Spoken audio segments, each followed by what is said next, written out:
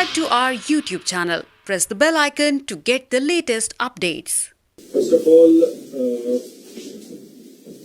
हिंदी पंजाबी सब तो पहले तो जी मैं धन्यवाद करूंगा भारतीय जनता पार्टी का। बीइंग हॉकी प्लेयर मैं बहुत मुकाम से भी गया, मेहनत करके इंडियन टीम के कैप्टन भी बने, कई मैडल हासिल किए, पर फैमिली बैकग्राउंड जिहड़ा आ वो राजनीतिक नहीं है। बट जिहड़े राजनीतिक हुंदे ने उन्हां नूं उत्ते पहुंचण लई आसानी ज़्यादा हुंदी है, पर जिहड़ा राजनीतिक नहीं हुंदा उन्हां नूं उत्ते पहुंचण लई बड़ा औखा हुंदा है, ग्रास रूट तो टॉप लैवल ते रहंदा है। मेरे वर्गे इंसान नूं जिहदी बैकग्राउंड जिहड़ी आ पोलीटिकल भी नहीं हैगी, कोई लैंडलॉर्ड नहीं हैगा, मैं फिर भी मैनू एक ऐसे कुर्सी ते बिठाया और मेरे ते ट्रस्ट किया, और ट्रस्ट तो बाद ये देख सकते हो कि हरियाणा दे विच अज दी डेट दे विच स्पोर्ट्स दा जिहड़ा आ वो पॉलिसी स्पोर्ट्स दी, चाहे कैश अवार्ड होण, sports the outstanding sports policy jobs they लई होवे, परफॉर्मेंस होवे, नर्सरीज होण, ਉਹਦੀ परफॉर्मेंस अगर ਅਸੀਂ कंपेयर करिए नेबर स्टेट्स ਦੇ ਨਾਲ ਤੇ बहुत दिन रात ਦਾ फर्क मैं कह सकता। अगर मैं नॉर्मल जी गल ਤੁਹਾਨੂੰ ਦੱਸਾਂ कि पंजाब ਦੀ पॉलिसी ਦੀ ਗੱਲ ਕਰੀ, क्योंकि ਆਪਾਂ ਅੱਜ ਦਾ ਜਿਹੜਾ ਟਾਈਮ ਹੈ पंजाब ਦੇ ਵਿੱਚ ਤੁਹਾਨੂੰ ਸਾਰਿਆਂ ਨੂੰ ਪਤਾ ਇਲੈਕਸ਼ਨਸ ਦਾ ਮਾਹੌਲ ਹੈ, यूपी ਦੇ ਵਿੱਚ ਇਲੈਕਸ਼ਨਸ ਦਾ ਮਾਹੌਲ ਹੈ। पंजाब ਦੇ ਵਿੱਚ स्पोर्ट्स ਜਿਹੜਾ ਸੀ ਸਮਾਂ ਐਵੇਂ ਦਾ ਸੀ ਜਦੋਂ पंजाब बहुत ਜ਼ਿਆਦਾ ਹੀ ਪਲੇਅਰਾਂ ਨੂੰ ਅੱਗੇ ਵਧਾਉਂਦਾ ਵੀ ਸੀ ਤੇ ਪੰਜਾਬ ਦੇ ਪਲੇਅਰਾਂ ਨੂੰ ਬਹੁਤ ਵਧੀਆ ਨੌਕਰੀਆਂ ਤੇ ਬਹੁਤ ਵਧੀਆ ਸਕੀਮਸ ਜਿਹੜੀਆਂ ਕੈਸ਼ ਅਵਾਰਡਸ ਦੀਆਂ ਉਹ ਦਿੰਦਾ ਸੀ। ਅੱਜ ਸਮਾਂ ਉਲਟਾ ਹੋਇਆ। ਮੈਂ ਜਦੋਂ ਪਹਿਲੀ ਵਾਰੀ 올림픽ਸ ਖੇਡਿਆ 2004 ਦੇ ਵਿੱਚ ਤੇ ਉਦੋਂ ਮੈਨੂੰ ਪੰਜਾਬ ਪੁਲਿਸ ਵੱਲੋਂ ਆਫਰ ਆਈ। ਉਦੋਂ ਸਾਡੇ ਹਰਿਆਣਾ ਦੇ ਪਲੇਅਰਾਂ ਨੂੰ ਇਹ ਹੁੰਦਾ ਸੀ ਕਿ ਕਾਸ਼ ਅਸੀਂ ਪੰਜਾਬ ਦੇ ਹੁੰਦੇ ਤੇ ਅਸੀਂ ਚੰਗੀ ਜੌਬ ਤੇ ਚੰਗਾ ਪੈਸਾ ਸਾਨੂੰ ਮਿਲਦਾ। ਅੱਜ ਪਿਛਲੇ ਕੁਝ ਸਮੇਂ ਪਹਿਲਾਂ ਕਈ ਵੀਡੀਓ ਵਾਇਰਲ ਹੋਈਆਂ ਪਲੇਅਰਾਂ ਦੀਆਂ ਕਿ ਕਾਸ਼ ਅਸੀਂ ਹਰਿਆਣਾ ਦੇ ਹੁੰਦੇ ਤੇ ਸਾਡੇ ਕੋਲ ਵੀ ਕੋਈ ਐਵੇਂ ਦਾ ਸਪੋਰਟਸ ਮਿਨਿਸਟਰ ਹੁੰਦਾ ਜਿਹੜਾ ਸਾਡੀ ਗੱਲ ਸੁਣ ਸਕੇ। ਉਸੇ ਤਰ੍ਹਾਂ 2014 ਤੋਂ बीजेपी हरियाणा ਦੇ ਵਿੱਚ ਹੈਗੀ ਆ। 2019 ਤੋਂ ਮੈਂ as a sports minister Haryana ਨੂੰ ਦੇਖ ਰਿਹਾ। ਸਭ ਤੋਂ ਪਹਿਲੀ ਗੱਲ ਸਾਡੀ ਜਦੋਂ ਸਪੋਰਟਸ ਮਿਨਿਸਟਰ ਆਲ ਇੰਡੀਆ ਜਿਹੜੇ ਸਪੋਰਟਸ ਮਿਨਿਸਟਰ ਨੇ ਉਹਨਾਂ ਦੀ ਜਦੋਂ ਕਈ ਵਾਰੀ ਕਾਨਫਰੰਸ ਹੁੰਦੀ ਹੈ ਤੇ ਉਹਦੇ ਵਿੱਚ ਕਈ ਅਦਰ ਸਟੇਟਸ ਦੇ ਜਿਹੜੇ ਮਿਨਿਸਟਰਸ ਨੇ ਉਹ ਇਹ ਰਿਕੁਐਸਟ ਕਰਦੇ ਨੇ ਕੇਂਦਰ ਦੇ ਵਿੱਚ ਕਿ ਹਰਿਆਣਾ ਪੈਸਾ ਬਹੁਤ ਜ਼ਿਆਦਾ ਦੇ ਰਿਹਾ। ओलंपिक ਦੇ ਵਿੱਚ ਨਾ ਕਿ ਸਿਰਫ ਇੰਡੀਆ ਦੇ ਵਿੱਚ ਪੂਰੀ ਦੁਨੀਆ ਦੇ ਵਿੱਚ ਸਭ ਤੋਂ ਜ਼ਿਆਦਾ ਪੈਸੇ ਦੇਣ ਵਾਲਾ ਸਟੇਟ ਜਿਹੜਾ ਹੈ ਉਹ ਹਰਿਆਣਾ ਹੈ। 6 ਕਰੋੜ ਰੁਪਏ ਸਾਡੀ ਪਾਲਿਸੀ ਦੇ ਵਿੱਚ ਹੈ 골ਡ ਮੈਡਲ ਨੂੰ, ਜੋ ਕਿ ਨੀਰਜ ਜੀ ਸਾਡੇ ਜੈਵਲਿਨ ਥਰੋਅਰ ਜਿਨ੍ਹਾਂ ਨੇ 올림픽 ਦੇ ਵਿੱਚ ਮੈਡਲ ਜਿੱਤਿਆ ਤੇ ਉਹਨਾਂ ਨੂੰ ਅਸੀਂ 6 ਕਰੋੜ ਦਿੱਤਾ। ਸੁਮਿਤ ਸਾਡੇ ਪੈਰਾਲੰਪਿਕ ਨੇ ਜਿਹੜੇ ਉਹਨਾਂ ਨੂੰ ਵੀ ਅਸੀਂ 6 ਕਰੋੜ ਦਿੱਤਾ। ਤਾਂ ਕਈ ਜਿਹੜੇ ਪਾਰਟਿਸਿਪੇਸ਼ਨ ਵਾਲੇ ਨੇ ਉਹਨਾਂ ਨੂੰ ਵੀ ਅਸੀਂ 15-15 ਲੱਖ ਰੁਪਏ ਦਿੰਦੇ ਹਾਂ। अगर पंजाब की गल करिए पॉलिसी की, ओलंपिक दे या पैरालंपिक दे विच जिहड़ी 4 सालां दे विच हुंदी है उन्हां नूं 2.25 करोड़ रुपया पंजाब पॉलिसी दे हिसाब नाल दिंदा है। अनाउंसमेंट बाद चों इलैक्शनस नूं देखदे होए या वोटां नूं देखदे तुसीं मैनिपुलेट कर सकदे हो, एड ऑन कर सकदे हो, सीएम अनाउंसमेंट च पा सकदे हो, पर प्लेयरां दे लई रिटर्न दे विच पॉलिसी दे विच की हुंदा है, प्लेयरां नूं हुंदा है ਤੁਸੀਂ ਕਿੰਨਾ ਪੈਸਾ ਤੁਸੀਂ ਪਾਲਿਸੀ ਚ ਲੈ ਕੇ ਆ ਰਹੇ ਹੋ। ਸਿਲਵਰ ਦਾ 1.5 ਕਰੋੜ ਦਿੰਦੇ ਨੇ, ਬ੍ਰੌਂਜ਼ ਦਾ 1 ਕਰੋੜ। ਉੱਥੇ ਹਰਿਆਣਾ 6 ਕਰੋੜ 골ਡ, 4 ਕਰੋੜ ਸਿਲਵਰ ਔਰ 2.5 ਕਰੋੜ ਰੁਪਏ ਬ੍ਰੌਂਜ਼। ਅਸੀਂ ਪਾਰਟਿਸਿਪੇਸ਼ਨ ਦੇ ਵੀ ਸਾਡੇ ਜਿਹੜੇ ਨੇ 15 ਲੱਖ ਰੁਪਏ।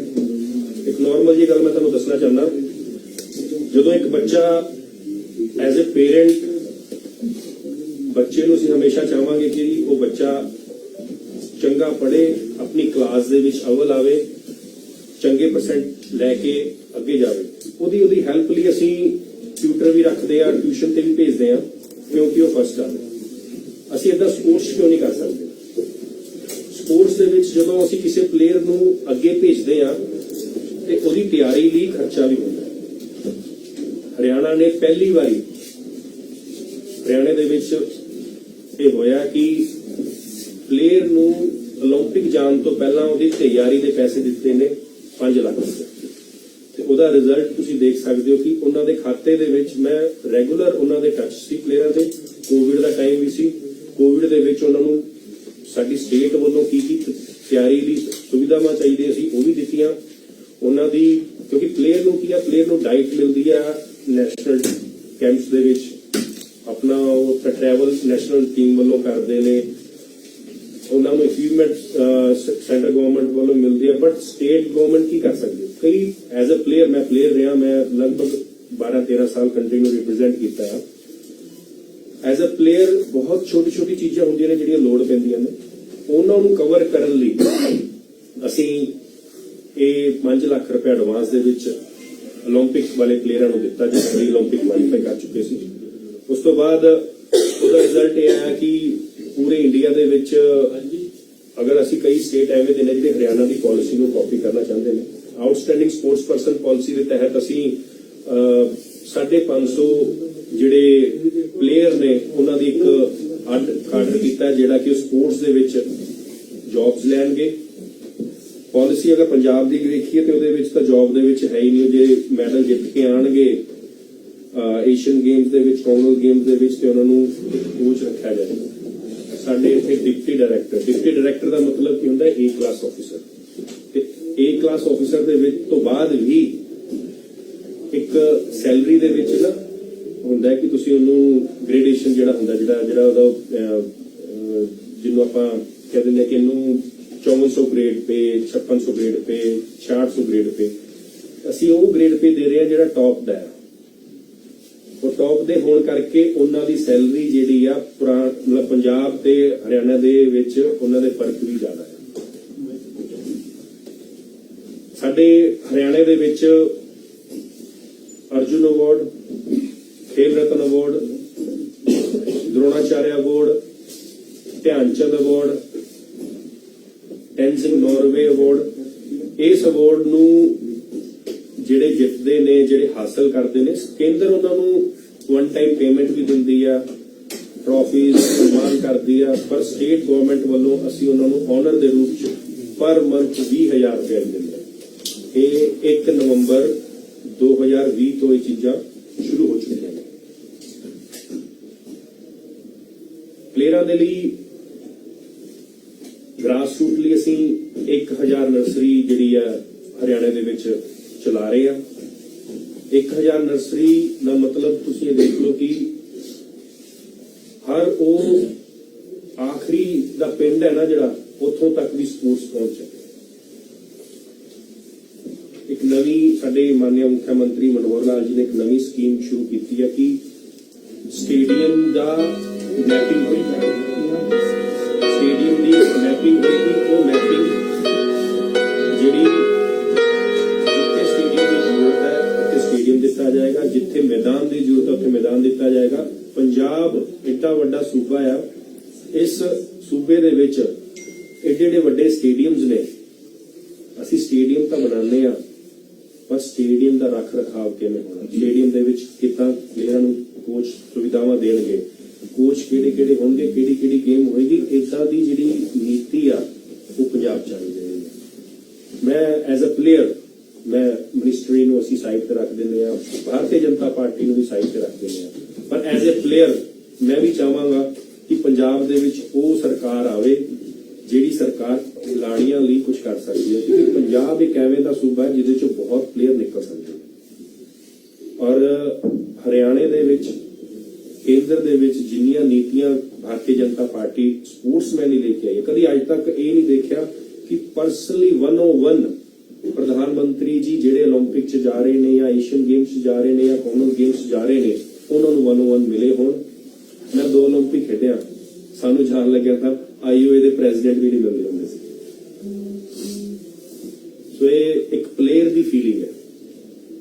ਅੱਜ ਦੀ ਡੇਟ ਦੇ ਵਿੱਚ ਪੰਜਾਬ ਨੂੰ ਉਹ ਪਾਰਟੀ ਚਾਹੀਦੀ ਆ, ਉਹ ਸਰਕਾਰ ਚਾਹੀਦੀ ਆ ਜਿਹੜੀ ਯੂਥ ਤੋਂ ਲੈ ਕੇ ਸਪੋਰਟਸ ਨੂੰ ਲੈ ਕੇ ਹਰ ਉਹ ਐਂਗਲ 'ਚ ਦੇਖਿਆ ਜਾਵੇ ਜਿਹੜੀ ਕਿ ਇੱਥੇ ਪੰਜਾਬ ਸੋਨੇ ਦੀ ਚਿੜੀ ਕਹਾਂਦਾ ਸੀ।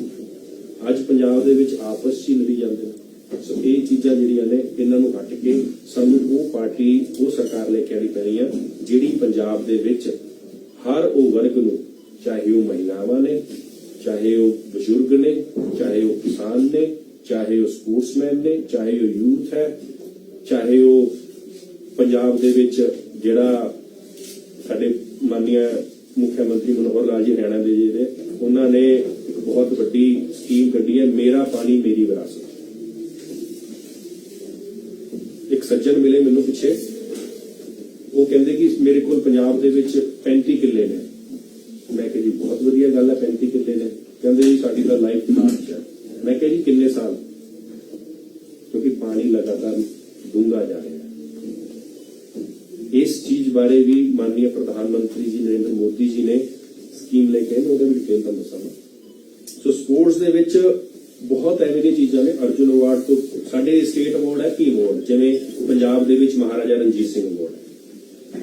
ਸਾਡੇ ਇੱਥੇ ਤਾਂ ਉਹਨਾਂ ਦੇ ਜਿਹੜੇ ਅਵਾਰਡੀ ਨੇ, ਟੀਮ ਅਵਾਰਡੀ ਨੇ, ਉਹਨਾਂ ਨੂੰ ਵੀ ਆਨਰ ਦੇ ਰੂਪ ਚ ਪਰ ਮੰਥ 5000 ਰੁਪਏ ਦਿੱਤਾ ਜਾਂਦਾ।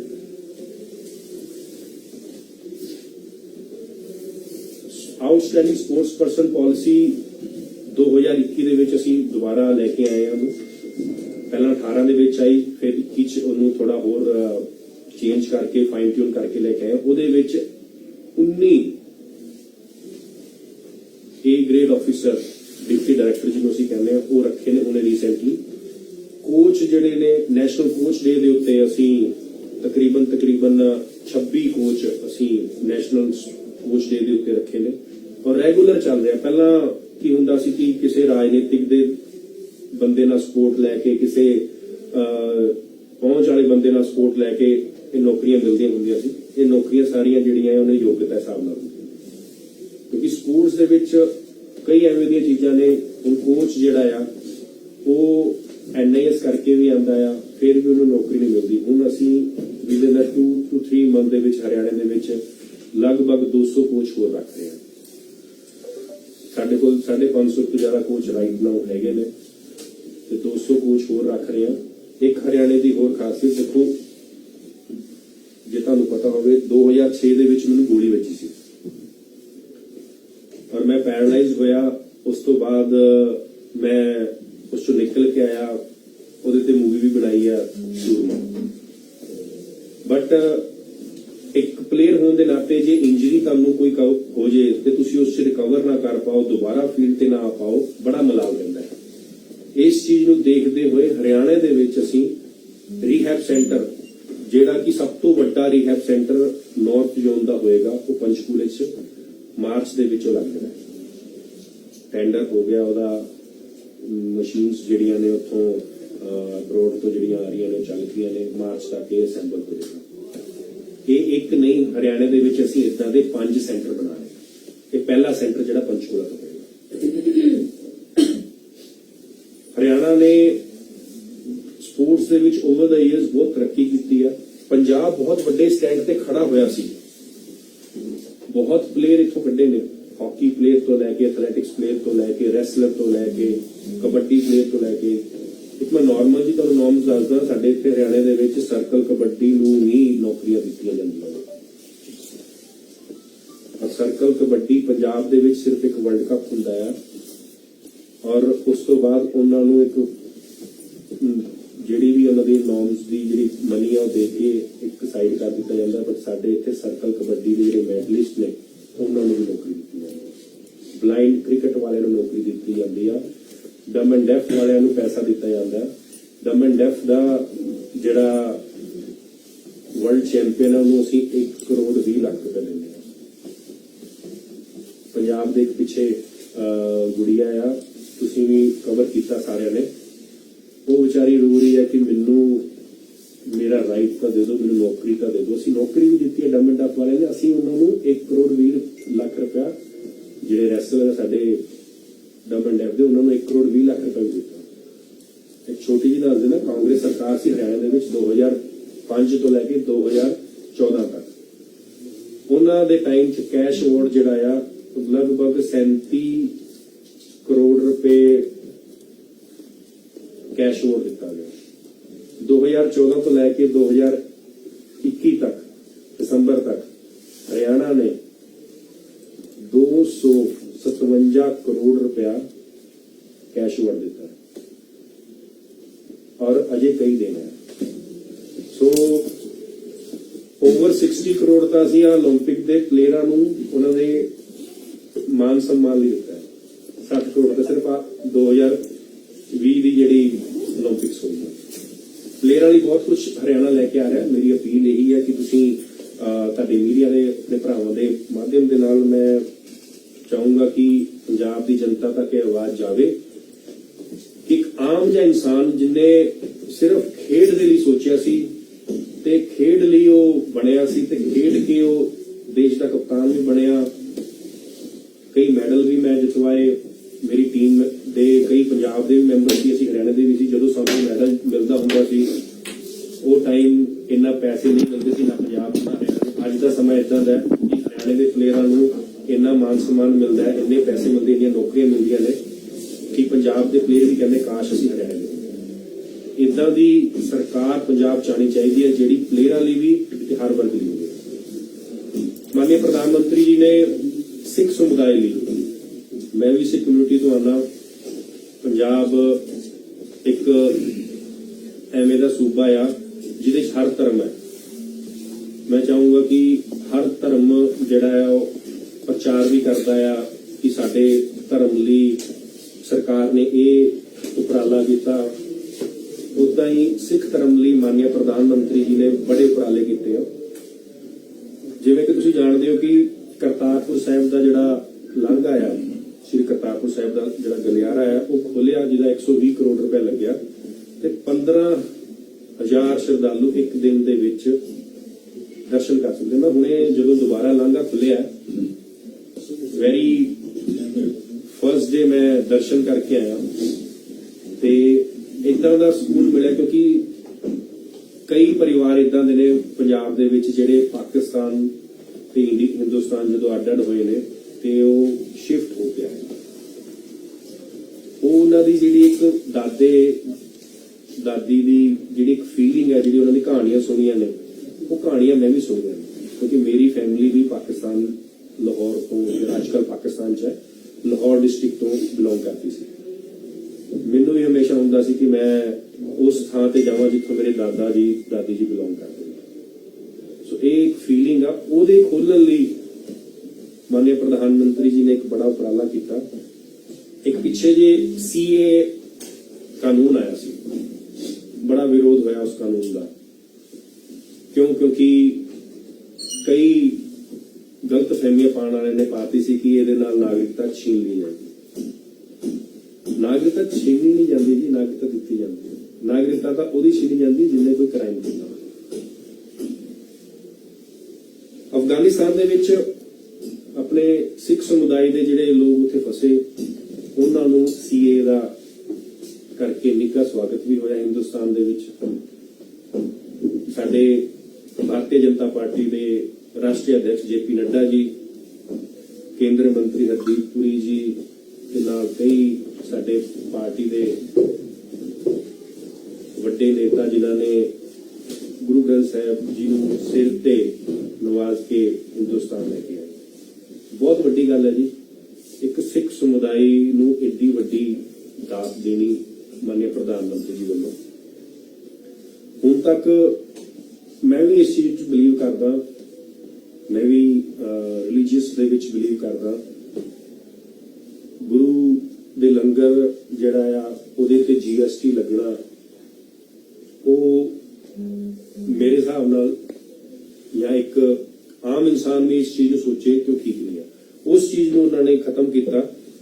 FCRA ਜਿਹੜੇ NRIs ਨੇ ਜਾਂ ਜਿਹੜੇ ਬਾਹਰ ਦੇ ਜਿਹੜੇ ਵਿਦੇਸ਼ ਦੇ ਵਿੱਚ ਰਹਿੰਦੇ ਨੇ, ਉਹ ਅਗਰ ਆਪਣੇ ਸ਼ਰਧਾ ਦੇ ਹਿਸਾਬ ਨਾਲ, ਕਿਉਂਕਿ ਹਰ ਕਮਿਊਨਿਟੀ ਦੇ ਵਿੱਚ ਆਪਣਾ ਲਹਿਜਾ ਹੁੰਦਾ ਹੈ, ਆਪਣਾ ਤੌਰ ਤਰੀਕਾ ਹੁੰਦਾ ਹੈ, ਉਹ ਆਪਣੇ ਤਰੀਕੇ ਨਾਲ ਆਪਣੇ ਰਿਲੀਜੀਅਸ ਨੂੰ ਅੱਗੇ ਵਧਾਉਂਦੇ ਨੇ। ਉਦਾਂ ਹੀ ਤੁਸੀਂ ਲੰਗਰ ਦੇ ਵਿੱਚ ਜੇ ਤੁਸੀਂ ਕੋਈ ਚਾਹੇ ਉਹ ਕੈਸ਼ ਦੇ ਵਿੱਚ ਟ੍ਰਾਂਸਫਰ ਦੇ ਰਾਹੀਂ, ਚਾਹੇ ਉਹ ਤੁਸੀਂ ਕਿਸੇ ਦਾਲ ਚੌਲ ਜੋ ਵੀ ਆਪਣੀ ਸ਼ਰਧਾ ਹੁੰਦੀ ਉਹਦੇ ਦੇਣਾ ਚਾਹੁੰਦੇ ਹੋ, ਉਹਦੇ ਤੇ ਜੇ NRI ਨੇ, ਜੇ FCRI ਨੇ, ਉਹਦੇ ਤੇ ਉਹਨਾਂ ਨੇ ਉਹਨੂੰ ਖਤਮ ਕੀਤਾ ਹੈ। ਗੁਰੂ ਨਾਨਕ ਦੇਵ ਜੀ ਦੇ 550 ਸਾਲਾਂ ਪ੍ਰਕਾਸ਼ ਪਰਬ ਤੇ ਮਾਨਯ ਪ੍ਰਧਾਨ ਮੰਤਰੀ ਜੀ ਨੇ ਸੁਲਤਾਨਪੁਰ ਲੋਧੀ ਨੂੰ ਹੈਰੀਟੇਜ ਸ਼ਹਿਰ ਦੇ ਰੂਪ ਚ ਵਿਕਸਿਤ ਕੀਤਾ। ਗੁਰੂ ਨਾਨਕ ਦੇਵ ਯੂਨੀਵਰਸਿਟੀ ਜਿਹੜੀ ਹੈ ਉਹਦੇ ਅੰਦਰ national institute of interfaith studies ਦੀ ਸਥਾਪਨਾ ਕੀਤੀ ਗਈ, ਜਿਹਦੀ 67 ਕਰੋੜ ਰੁਪਇਆ ਜਿਹਦੀ ਉਹਨਾਂ ਨੇ ਘੋਸ਼ਣਾ ਵੀ ਕੀਤੀ ਤੇ ਉੱਥੇ ਪਹੁੰਚਾਇਆ ਵੀ। ਕਿਉਂਕਿ ਪ੍ਰਧਾਨ ਮੰਤਰੀ ਜੀ ਲਈ ਹਰ ਸਮੁਦਾਇ, ਚਾਹੇ ਉਹ ਹਿੰਦੂ ਆ, ਸਿੱਖ ਆ, ਜੈਨ ਨੇ, ਮੁਸਲਮਾਨ ਨੇ, ਹਰ ਸਮੁਦਾਇ ਲਈ ਉਹ ਕੰਮ ਕਰਦੇ ਨੇ, ਕਿਉਂਕਿ ਸਾਰਿਆਂ ਦੇ ਸਾਂਝੇ ਨੇ।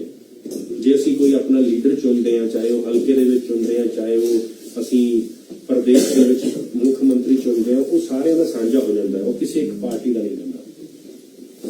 ਗੁਰੂ ਗੋਬਿੰਦ ਸਿੰਘ ਜੀ ਦੇ 350 ਸਾਲ ਪ੍ਰਕਾਸ਼ ਪਰਬ ਤੇ ਅਕਾਲ ਤਖਤ, ਸ੍ਰੀ ਅਕਾਲ ਤਖਤ ਸਾਹਿਬ, ਸ੍ਰੀ ਦਮਦਮਾ ਸਾਹਿਬ, ਸ੍ਰੀ ਕੇਸਗੜ੍ਹ ਸਾਹਿਬ, ਸ੍ਰੀ ਪਟਨਾ ਸਾਹਿਬ ਤੇ ਸ੍ਰੀ ਹਜੂਰ ਸਾਹਿਬ ਦੇ ਵਿੱਚ ਜਿਹੜਾ ਰੂਟ ਬਣਾਇਆ ਗਿਆ, ਤੇ ਜਾਮਨਗਰ ਜਿਹੜਾ ਹੈਗਾ ਉਹ ਜਾਮਨਗਰ ਦੇ ਵਿੱਚ 750 ਬੈੱਡਾਂ ਦਾ ਹਸਪੀਟਲ ਦਾ ਵੀ ਉਹਨਾਂ ਨੇ ਉਦਘਾਟਨ ਕੀਤਾ ਤੇ 350 ਰੁਪਏ ਦਾ ਸਿੱਕਾ ਵੀ ਜਿਹੜਾ ਜਾਰੀ ਕੀਤਾ ਤੇ ਕੇਂਦਰ ਸਰਕਾਰ ਦੁਆਰਾ 100 ਕਰੋੜ ਰੁਪਏ ਦਾ ਆਮੰਤਰਨ ਵੀ ਦਿੱਤਾ ਗਿਆ।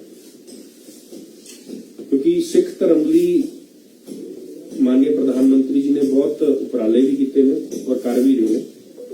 ਇੱਕ ਬਲੈਕ ਲਿਸਟ ਦਾ ਨਾਮ ਸੀ, ਜੇ ਤੁਹਾਡੀ ਨੌਲੇਜ ਹੋਵੇ, ਆਮ ਸ਼ੋਰ ਤੁਸੀਂ ਇਸ ਚੀਜ਼ ਨੂੰ ਜਾਣਦੇ ਹੋਵੋਗੇ। ਮੈਂ ਬਹੁਤ ਸਾਰੀਆਂ ਕੰਟਰੀਆਂ ਦੇ ਵਿੱਚ ਐਜ਼ ਅ ਪਲੇਅਰ ਦੇ ਨਾਤੇ ਗਿਆ, ਚਾਹੇ ਯੂਰੋਪੀਅਨ ਕੰਟਰੀਜ਼ ਹੋਣ, ਚਾਹੇ America, Canada, Australia, New Zealand, even Pakistan ਵੀ ਮੈਂ 7 ਵਾਰੀ ਗਿਆ ਐਜ਼ ਅ ਪਲੇਅਰ। ਬਟ ਕਈ ਕੰਟਰੀਆਂ ਦੇ ਵਿੱਚ ਸਾਡੇ ਬਲੈਕ ਲਿਸਟ ਦੇ ਹਿੰਦੁਸਤਾਨੀ ਰਹਿੰਦੇ ਨੇ, ਅਗਰ ਤੁਹਾਡੀ ਹੋਵੇ, ਉਸ ਬਲੈਕ ਲਿਸਟ ਨੂੰ ਖਤਮ ਕੀਤਾ ਗਿਆ। ਕਿਉਂ? ਕਿਉਂਕਿ ਉਹ ਆਪਣੇ ਪਰਿਵਾਰ ਨੂੰ ਮਿਲ ਸਕਦੇ। ਹਰ ਇਨਸਾਨ ਦਾ ਰਾਈਟ ਬਣਦਾ ਹੈ ਕਿ ਉਹ ਆਪਣੇ ਫੈਮਿਲੀ ਨੂੰ ਮਿਲ ਸਕੇ।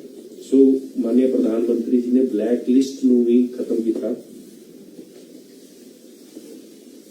ਸਿੱਖ ਜਿਹੜਾ ਯੂਥ ਹੈ ਉਹਨੂੰ ਸਟਰੋਂਗ ਬਣਾਉਣ ਲਈ ਕੇਂਦਰ ਸਰਕਾਰ ਦੁਆਰਾ 31 ਲੱਖ ਤੋਂ ਵੀ ਜ਼ਿਆਦਾ ਸਕਾਲਰਸ਼ਿਪ ਦਿੱਤੀਆਂ ਗਈਆਂ।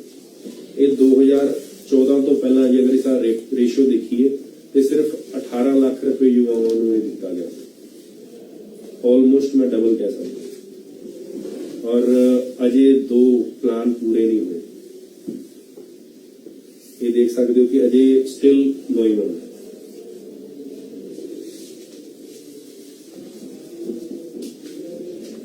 ਪੰਜਾਬ ਦੇ ਵਿੱਚ ਇੱਕ 3 ਦਸ਼ਕ ਤੋਂ ਬਾਅਦ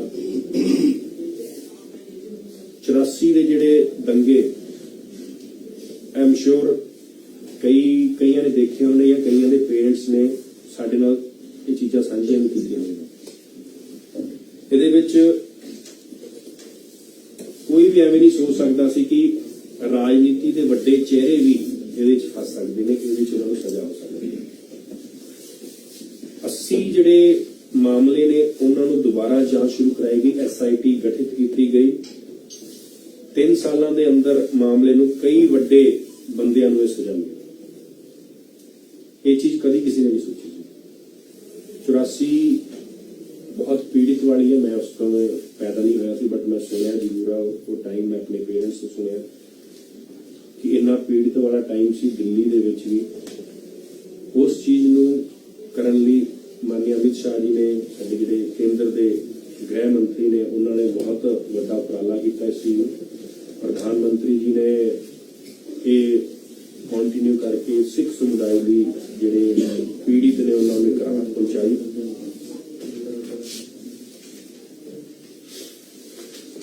ਮੈਂ ਇੱਕ ਆਖਰੀ ਦੇ ਵਿੱਚ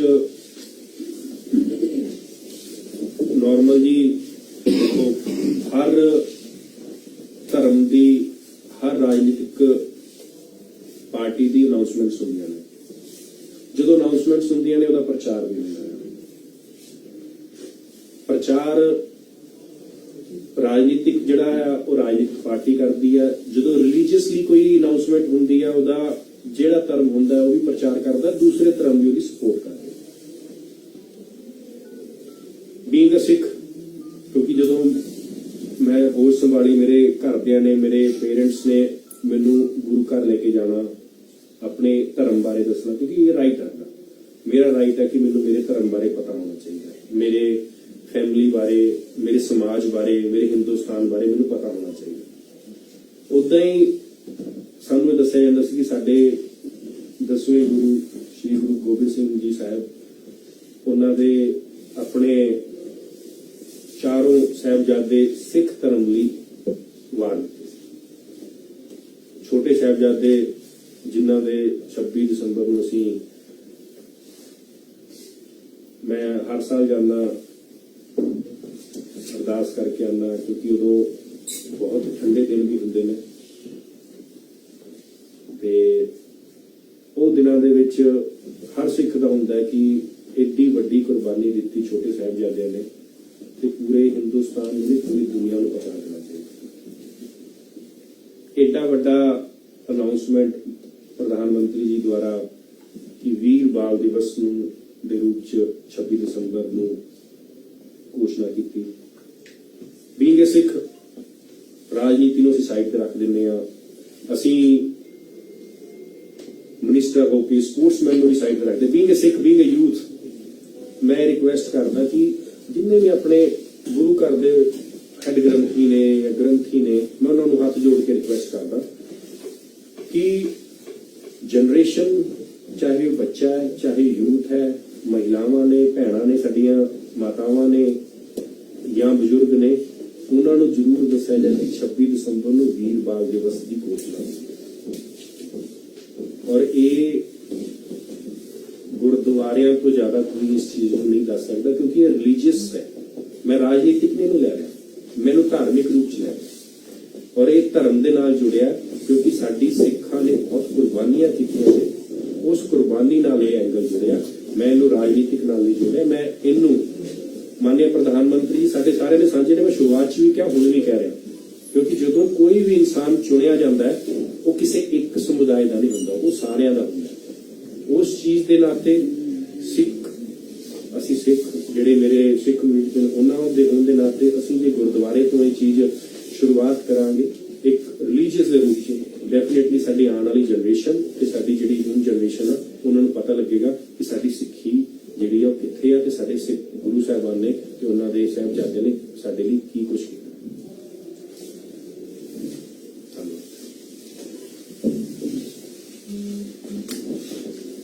संदीप जी, ਤੁਸੀਂ ਕਿਹਾ ਕਿ ਹਰਿਆਣਾ ਨੇ ਕਾਫੀ ਕੰਮ ਕੀਤਾ ਸਪੋਰਟਸ ਲਈ, ਤਾਂ ਪੰਜਾਬ 'ਚ ਵੀ ਬੀਜੇਪੀ ਦੀ ਸਰਕਾਰ ਰਹੀ ਹੈ, 15 ਸਾਲ ਰਹੀ ਹੈ, 7 ਸਾਲ ਕਰੀਏ ਉਸ ਤੋਂ ਪਹਿਲੇ 5 ਸਾਲ ਰਹੀ ਹੈ, ਤਾਂ ਬੀਜੇਪੀ ਨੂੰ ਅੱਜ ਮੈਂਡੇਟ ਕਿਉਂ ਦਈ ਪੰਜਾਬ ਦੀ ਜਨਤਾ ਜਦੋਂ ਉਹਨੇ ਪਹਿਲੇ ਹੀ ਕੰਮ ਨਹੀਂ ਕੀਤਾ? ਹਰ ਚੀਜ਼ ਦੇ ਵਿੱਚ ਸਮਾਂ ਹੁੰਦਾ ਆ। ਤੁਸੀਂ ਇਹ ਦੇਖੋ ਕਿ ਜਦੋਂ ਆਈਐਨਐਲ ਦੀ ਸਰਕਾਰ ਰਹੀ ਹੈ ਹਰਿਆਣਾ ਦੇ ਵਿੱਚ, ਉਹਦੇ ਨਾਲ ਵੀ ਵਿੱਚ ਛੋਟਾ ਯੋਗਦਾਨ ਰਿਹਾ ਹਮੇਸ਼ਾ ਬੀਜੇਪੀ। ਉਸ ਦੌਰਾਨ ਵੀ ਉਹ ਸਮਾਂ ਐਸੀ ਕਿਉਂਕਿ ਸਪੋਰਟਸ ਨੂੰ ਇੰਨਾ ਜ਼ਿਆਦਾ ਵਧਾਇਆ ਨਹੀਂ ਜਾਂਦਾ। ਮੈਂ ਖੁਦ 2004 ਦੀ ਜਦੋਂ ਓਲੰਪਿਕ ਖੇਡਿਆ ਉਦੋਂ ਆਈਐਨਐਲ ਦੀ ਸਾਡੀ ਹਰਿਆਣਾ ਦੀ ਸਰਕਾਰ ਸੀ, ਇਹ ਨਹੀਂ ਪਤਾ ਹੁੰਦਾ ਸੀ ਕਿ ਪਲੇਅਰ ਕਿਹੜਾ ਹੈ ਤੇ ਉਹਦਾ ਨਾਂ ਕੀ ਹੈ ਤੇ ਕਿਹੜੀ ਗੇਮ ਖੇਡਦਾ ਹੈ।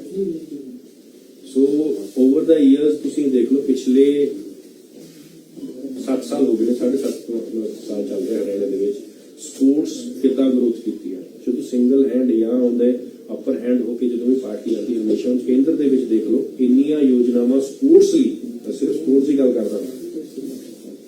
ਨੈਸ਼ਨਲ ਗੇਮਸ ਜਿਹੜੀਆਂ ਉਹ 4 ਸਾਲ ਬਾਅਦ ਹੁੰਦੀਆਂ ਸੀ, ਉਹ ਵੀ ਅੱਜ ਕੱਲ੍ਹ ਨਹੀਂ ਹੁੰਦੀਆਂ।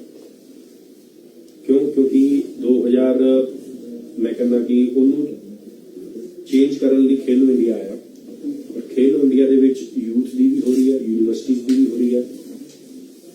ਇੰਟਰਨੈਸ਼ਨਲ ਕੰਪੀਟੀਸ਼ਨ ਜਿੰਨੇ ਇੰਡੀਆ ਦੇ ਵਿੱਚ ਇਸ ਟਾਈਮ ਹੋਸਟ ਹੋ ਰਹੇ ਨੇ ਡਿਫਰੈਂਟ ਗੇਮਸ ਦੇ ਵਿੱਚ, ਪਹਿਲਾਂ ਕਦੀ ਨਹੀਂ। ਇਹ ਚੀਜ਼ਾਂ ਓਵਰ ਦ ਈਅਰਸ ਚੇਂਜ ਹੁੰਦੀਆਂ ਨੇ। ਇਸੇ ਕਰਕੇ ਹਰਿਆਣਾ ਦੇ ਵਿੱਚ ਹੁਣ ਮੈਂ ਸ਼ੁਰੂ ਦੇ ਵਿੱਚ ਤੁਹਾਨੂੰ ਇਹ ਗੱਲ ਕੀਤੀ, ਬੀਇੰਗ ਅ ਸਪੋਰਟਸਮੈਨ, ਮੇਰੀ ਕੋਈ ਰਾਜਨੀਤਿਕ ਬੈਕਗ੍ਰਾਉਂਡ ਨਹੀਂ ਹੈ, ਮੇਰੀ ਕੋਈ ਮੈਂ ਲੈਂਡਲੋਰਡ ਨਹੀਂ ਹੈ, ਮੈਂ ਬਿਲੋ ਇਵਨ ਮਿਡਲ ਕਲਾਸ ਫੈਮਿਲੀ ਤੋਂ ਬਿਲੋਂਗ ਕਰਦਾ। ਉਸ ਫੈਮਿਲੀ ਤੋਂ ਆ ਕੇ ਹਾਂ ਡੈਫੀਨਿਟਲੀ ਸਪੋਰਟਸ ਦੇ ਵਿੱਚ ਆਏ ਤੇ ਸਾਨੂੰ ਬਾਹਰ ਜੀਣ ਦਾ ਰਹਿਣ ਦਾ ਖਾਣ ਪੀਣ ਦਾ ਬਾਹਰਲੀ ਚੀਜ਼ਾਂ ਦਾ ਪਤਾ ਲੱਗਿਆ ਕਿ ਕੀ ਹੁੰਦਾ ਬਟ ਅਦਰਵਾਈਜ਼ ਮੈਂ ਤਾਂ ਇੱਕ ਕਸਬੇ ਤੋਂ ਪਿੰਡ ਤੋਂ ਬਿਲੋਂਗ ਕਰਦਾ ਔਰ ਅੱਜ ਅਗਰ ਮੈਨੂੰ ਇੱਕ ਕੁਰਸੀ ਤੇ ਬਿਠਾਇਆ ਸਪੋਰਟਸ ਤੇ ਮੈਨੂੰ ਪਤਾ ਹੈ ਕਿ ਮੈਂ ਪਲੇਅਰ ਵਾਲੀ ਕੀ ਕਰਕੇ ਜਾਣਾ ਕੁਰਸੀ ਕਦੀ ਪਰਮਾਨੈਂਟ ਕਿਸੇ ਦੀ ਨਹੀਂ ਹੁੰਦੀ ਬਟ ਤੁਸੀਂ ਐਵੇਂ ਦਾ ਕੰਮ ਕਰਕੇ ਜਾਓ ਜਿਹਦੇ ਨਾਲ ਤੁਹਾਡੀ ਆਉਣ ਵਾਲੀ ਜਨਰੇਸ਼ਨ ਐਟਲੀਸਟ ਇੱਕ ਮਾਰਕ ਸੈੱਟ ਕਰਕੇ ਜਾਏ ਮੈਂ ਵੈਸੇ ਨਾਰਮਲ ਜੀ ਗੱਲ ਕਰਦਾ ਡਾਇਨਾਸੌਰ ਕਿਸੇ ਨੇ ਨਹੀਂ ਦੇਖਿਆ ਆਪਣੇ ਇੱਥੇ ਜਿੰਨੇ ਬੈਠੇ ਨੇ ਜੇ ਪੰਜਾਬ ਦੇ ਵਿੱਚ ਐਵੇਂ ਹੀ ਹਾਲ ਰਿਹਾ ਤੇ ਡੈਫੀਨਿਟਲੀ ਸਪੋਰਟਸ ਡਾਇਨਾਸੌਰ ਹੈ 17 साल की एक लड़की ने सुसाइड कमिट किया शूटर सीगी आपको नहीं लगता कि मोटिवेशन होना चाहिए आपके साथ इतना बड़ा इंसिडेंट हुआ और आपने कम बैक किया ਹਰਿਆਣਾ ਦੇ ਵਿੱਚ ਅਸੀਂ ਸਾਈਕੋਲੋਜੀਕਲ ਜਿਹੜੇ ਨੇ coaches as well as dietitian as well as fitness trainer as well as ਜਿਹੜੇ ਗੇਮ ਦੇ ਕੋਚ ਨੇ ਉਹ ਰੱਖ ਰਹੇ ਜਿਹੜੇ ਮਤਲਬ 200 ਕੋਚ ਬੜੇ ਦੱਸੇ ਨੇ ਉਹ ਰੱਖ ਰਹੇ ਕਿਉਂਕਿ ਯੂਥ ਨੂੰ ਇੱਕ ਮੈਚ ਹਾਰ ਜੇ ਜਾਂ ਇੱਕ ਕੰਪੀਟੀਸ਼ਨ ਹਾਰ ਜੇ ਦੁਬਾਰਾ ਕਮਬੈਕ ਕਿਵੇਂ ਕਰਨਾ ਅੱਜ ਦੇ ਟਾਈਮ ਦੇ ਵਿੱਚ ਹੁਣ ਇੱਕ ਸ਼ੂਟਰ ਹੈ ਤੁਸੀਂ ਬਰੀਥ ਵੀ ਕੰਟਰੋਲ ਕਰਨੀ ਹੈ ਆਪਣੇ ਫੀਲਿੰਗਸ ਵੀ ਕੰਟਰੋਲ ਕਰਨੀ ਹੈ ਆਪਣੇ ਆਪ ਨੂੰ ਮੈਂਟਲੀ ਤੁਸੀਂ ਉਸ ਪੋਜੀਸ਼ਨ ਤੇ ਲੈ ਕੇ ਆਉਣਾ ਕਿ ਤੁਸੀਂ ਉੱਥੇ ਟਾਰਗੇਟ ਨੂੰ ਆਪਣਾ ਸ਼ੂਟ ਕਰੋ ਉਹ ਤਾਂ ਹੀ ਹੋ ਪਾਏਗਾ ਜੇ ਤੁਹਾਡਾ ਮਾਈਂਡ ਤੁਹਾਡੇ ਕੰਟਰੋਲ 'ਚ ਹੈ ਸੋ ਇਹ ਚੀਜ਼ਾਂ ਇੰਪਰੂਵਮੈਂਟ ਦੀ ਲੋੜ ਹੈ ਇਸ ਚੀਜ਼ ਦੇ ਉੱਤੇ ਇਹ ਨਹੀਂ ਹੈ ਕਿ ਜੇ ਪਲੇਅਰ ਹੈ ਤੇ ਠੀਕ ਹੈ ਇੱਕ ਕੋਚ ਹੀ ਸਾਰਾ ਕੁਝ ਕਰਾ ਦਿੰਦਾ ਅੱਜ ਕੱਲ੍ਹ ਡਾਈਟ ਦੀ ਵੀ ਲੋੜ ਹੈ गेम वाइज है बॉक्सर उन्होंने वेट मेंटेन करना रेसलर ने वेट मेंटेन करना कबड्डी वाले ने वेट मेंटेन करना जो हॉकी प्लेयर दी उन्होंने स्ट्रेंथ चाहिए स्पीड चाहिए एजिलिटी चाहिए जे क्रिकेट प्लेयर है क्रिकेट प्लेयर के नाल तुहानू फ्लैक्सीबिलिटी दे प्लस तुहानू शटल्स रन्स चाहिए ने जे तुसी फुटबॉल दी ताडे लोअर मसल्स ज्यादा strong so different game the different techniques ने बट ਅਸੀਂ ਇੱਕੋ ਕੋਚ ਨਾਲ ਸਾਰੀਆਂ ਚੀਜ਼ਾਂ ਨਹੀਂ ਕਰ ਸਕਦੇ ਸੁਰਿੰਦਰ ਸਿੰਘ ਨੇ ਤੁਹਾਡੇ ਪਹਿਲਵਾਨ ਲਗਾਤਾਰ ਮੰਗ ਕਰ ਰਹੇ ਨੇ ਕਿ ਜਿਹੜੇ ਡਿਫਰੈਂਟ ਗੁੰਗੇ ਬੋਲੇ ਪਲੇਅਰ ਨੇ ਉਹਨਾਂ ਨੂੰ ਪਾਲਿਸੀ ਦੇ ਵਿੱਚ ਸ਼ਾਮਿਲ ਕੀਤਾ ਜਾਵੇ ਪਾਲਿਸੀ ਦੇ ਵਿੱਚ ਹੈਗਾ ਜੀ ਮੈਂ ਦੱਸਿਆ ਇੱਕ ਪ੍ਰੋਟੈਸਟ ਲਗਾਤਾਰ ਕਿਉਂ ਕਰ ਰਹੇ ਨੇ ਦੇਖੋ ਜੀ ਹਿੰਦੁਸਤਾਨ ਦੀ ਸਭ ਤੋਂ ਜ਼ਿਆਦਾ ਪੈਸੇ ਜਿਹੜੇ ਨੇ ਹਰਿਆਣਾ 'ਚ ਗੁੰਗੇ ਬਹਿਰਾਂ ਨੂੰ ਦਿੱਤੇ ਜਾਂਦੇ ਨੇ ਔਰ ਉਹਨਾਂ ਨੂੰ 1 ਕਰੋੜ 20 ਲੱਖ ਰੁਪਏ ਦਿੱਤਾ ਵੀ ਗਿਆ 2017 ਤੋਂ ਸਾਡੇ ਕੋਲ ਜੌਬ ਵੀ ਕਰ ਰਹੇ ਨੇ ਉਹ 17 ਤੋਂ ਲੈ ਕੇ ਅੱਜ ਤੱਕ ਉਹਨਾਂ ਨੂੰ ਇਹ ਨਹੀਂ ਪੁੱਛਿਆ ਗਿਆ ਕਿ ਤੁਸੀਂ ਨੌਕਰੀ ਤੇ ਆਏ ਵੀ ਹੋ ਕਿ ਨਹੀਂ ਉਹਨਾਂ ਨੂੰ ਸੈਲਰੀ ਵੀ ਜਾ ਰਹੀ ਹੈ ਉਹਨਾਂ ਨੂੰ ਕੋਚ ਦੇ ਰੂਪ 'ਚ ਰੱਖਿਆ ਗਿਆ ਉਹ ਕਹਿ ਰਹੇ 2015 ਚ ਜੂਨੀਅਰ ਕੋਚ ਰੱਖਿਆ ਸੀ ਅੱਜ ਤੱਕ ਜੂਨੀਅਰ ਕੋਚ ਹੀ ਚੱਲਿਆ ਆ ਦੇਖੋ ਜੀ ਉਹਨਾਂ ਨੇ ਆ ਕੇ ਦੇਖੋ ਹਮੇਸ਼ਾ ਕੀ ਹੈ ਕਿ ਉਹਨਾਂ ਨੇ ਜਿਹੜੀ ਨਵੀਂ ਪਾਲਿਸੀ ਦੇ ਤਹਿਤ ਜਿਹੜੇ ਅੱਜ ਕੱਲ ਹਰ ਚੀਜ਼ ਆਨਲਾਈਨ ਹੈ ਤੁਸੀਂ ਜੇ ਨਵੀਂ 2017 ਦੇ ਵਿੱਚ ਉਹਨਾਂ ਨੂੰ ਜਿਹੜਾ ਕੋਚ ਬਣਾਇਆ ਗਿਆ ਉਸ ਤੋਂ ਲੈ ਕੇ ਹੁਣ ਤੱਕ ਉਹਨਾਂ ਨੇ ਤਾਂ ਰੈਗੂਲਰ ਟਾਈਮ ਦੇ ਵਿੱਚ ਪ੍ਰਮੋਟ ਹੋਣਾ ਹੈ ਬਟ ਜੇ ਤੁਸੀਂ ਕੋਈ ਮੈਡਲ ਜਿੱਤ ਕੇ ਆਉਂਦੇ ਹੋ ਡੈਫੀਨਿਟਲੀ ਤੁਹਾਨੂੰ ਆਪਣੇ ਪੇਪਰ ਆਨਲਾਈਨ ਸਬਮਿਟ ਜ਼ਰੂਰ ਕਰਨੇ ਪਰ ਲਗਾਤਾਰ ਉਹਨਾਂ ਦਾ ਪ੍ਰਦਰਸ਼ਨ ਚੱਲ ਰਿਹਾ ਗੱਲਬਾਤ ਦਾ ਰਸਤਾ ਉਹਨਾਂ ਨੂੰ ਪਦਮ ਸ਼੍ਰੀ ਮਿਲਿਆ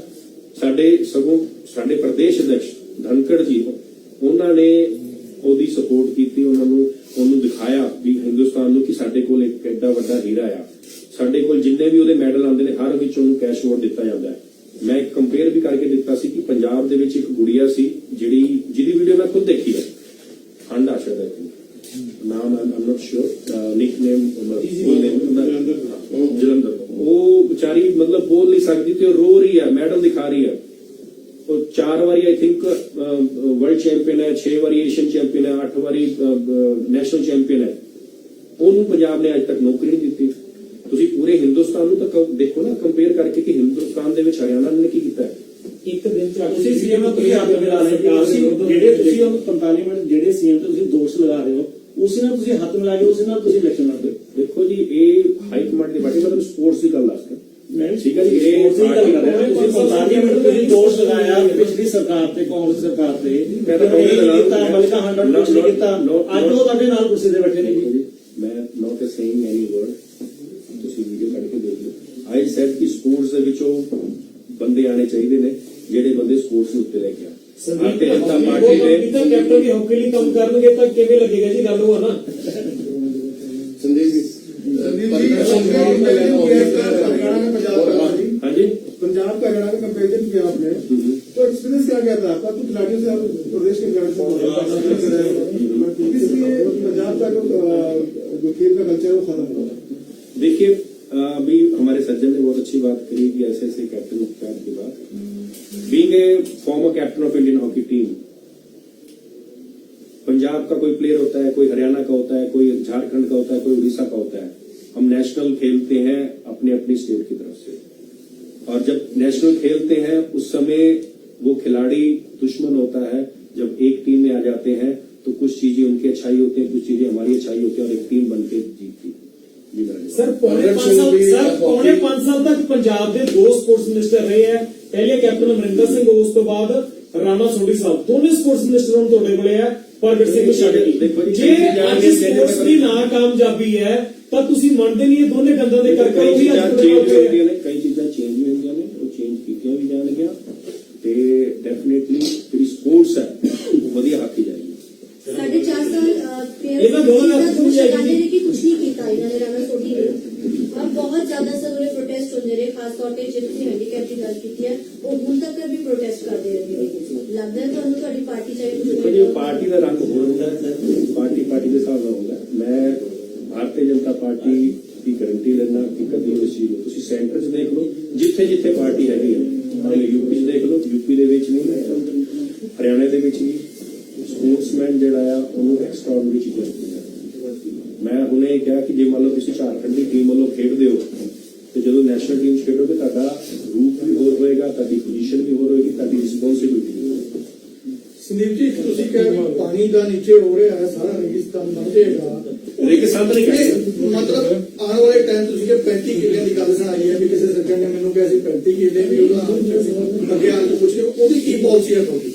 ਨਹੀਂ, ਪੰਜਾਬ ਹਰਿਆਣੇ ਦੇ ਵਿੱਚ ਜੀ ਦੇਖੋ ਪਾਲਿਸੀ ਪਾਣੀ ਨੂੰ ਲੈ ਕੇ ਬਹੁਤ ਸਿੰਪਲ ਜੀ ਆ। ਤੁਸੀਂ ਝੋਨਾ ਜਦੋਂ ਲਾਓਗੇ ਤੇ ਉਹਦੇ ਚ ਪਾਣੀ ਵੱਧ ਹੁਣ ਉਸ ਨੂੰ ਰੋਕਣ ਲਈ ਝੋਨਾ ਨਾ ਲਾਓਗੇ ਤੇ ਅਸੀਂ ਹਰ ਏਕੜ ਦੇ ਹਿਸਾਬ ਨਾਲ ਇੱਕ ਸਰਟਨ ਅਮਾਉਂਟ ਜਿਹੜੀ ਆ ਸਰਕਾਰ ਵੱਲੋਂ ਦਿੰਦੇ ਆ, ਕਿਉਂਕਿ ਤੁਹਾਨੂੰ ਵੀ ਪਤਾ ਹੈ ਕਿ ਜਦੋਂ ਉੱਥੇ ਸਟੋਰੇਜ ਹੁੰਦੀ ਆ, ਸਟੋਰੇਜ ਤੇ ਕਈ ਵੇਸਟੇਜ ਹੁੰਦੀ ਹੈ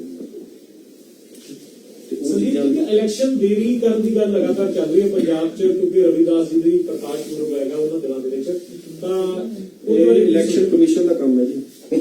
ਤੁਹਾਡੀ ਡਿਮਾਂਡ ਹੈ ਨਹੀਂ? ਸੰਦੀਪ ਜੀ, ਪ੍ਰਚਾਰ ਕਰੋਗੇ ਪੰਜਾਬ 'ਚ? देखते हैं जो पार्टी ड्यूटी लगाएगी। क्या ड्यूटी? धन्यवाद। आप लोगों के साथ थैंक यू सो मच।